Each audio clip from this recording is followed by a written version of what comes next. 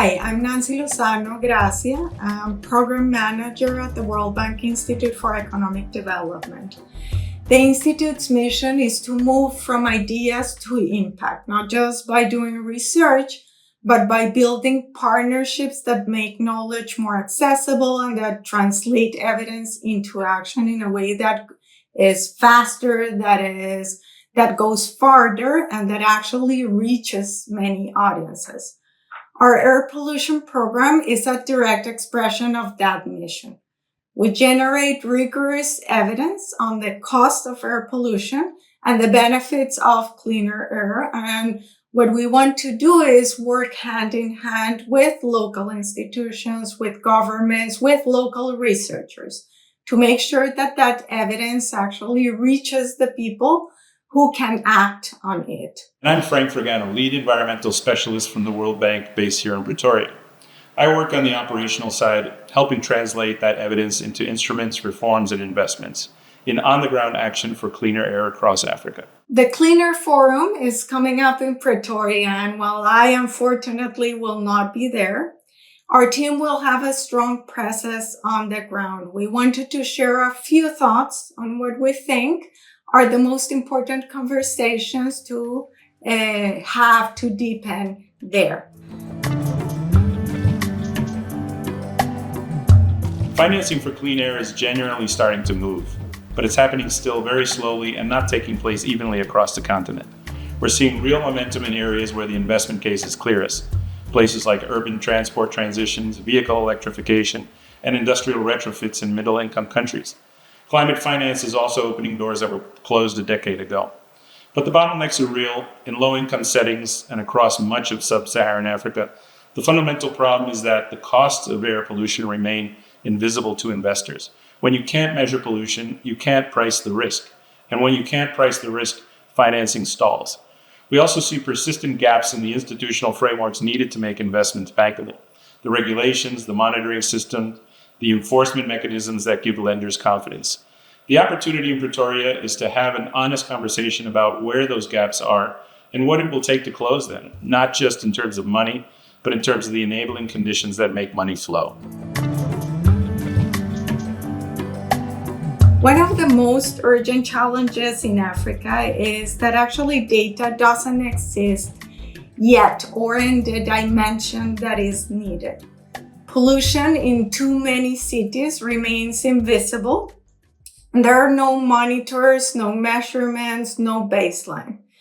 And we all know that one cannot manage what we do not measure. And building the foundation of the data needed requires real investment in monitoring infrastructure and also in local capacity. And this is where our work starts. We want to close the data gap, but that is not the only challenge that one faces. Even when data exists, it doesn't translate automatically into decisions on the ground. Many times this research does not reach the decision makers that are across the table. So evidence data needs a home, an institution that is ready to receive it, to act on it, to own it. And in Nairobi, we worked with motorcycle drivers to generate a first street level pollution maps of the city. And then we brought that evidence directly to our conversations with the city council as it developed its first air quality action plan. And in Kampala and Lagos, we're building similar bridges. We're measuring, yes, but we're also connecting findings to the agencies that can use them. Shortening the distance between science and policy actually means investing in both the data itself and the partnerships that make this research, these findings actionable. In Kampala, we're working with Makerere University and ERCO to measure how exposure varies across neighborhoods, jobs, and commutes.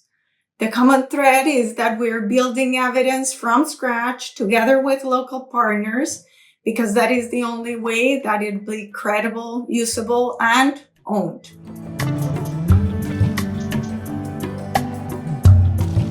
Data changes the investment conversation in a very concrete way. It shifts clean air from an aspiration to an asset. When you can show with numbers that air pollution costs a city a measurable share of its productivity, or that a transport intervention reduced exposure for 100,000 commuters, investors and governments can start to build a business case. That's where we're working toward.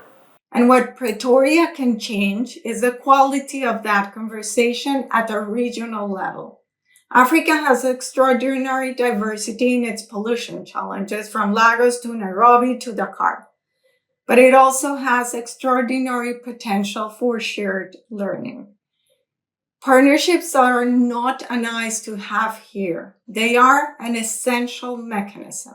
Good data collection and research, the kind that really informs policy design and investments, requires trusted partnerships on the ground with universities, with city governments, with transport agencies, those who understand the local context and can have credibility to act on the findings. Pretoria is a chance to deepen those partnerships, to connect the research and operational sides of this agenda, and to make the case together that clean air is not a luxury for wealthy countries. It is a precondition for the kind of economic growth that Africa is working toward. We look forward to the conversations in Pretoria and the new ideas that these conversations will spark. We look forward to putting what comes to them into action with you.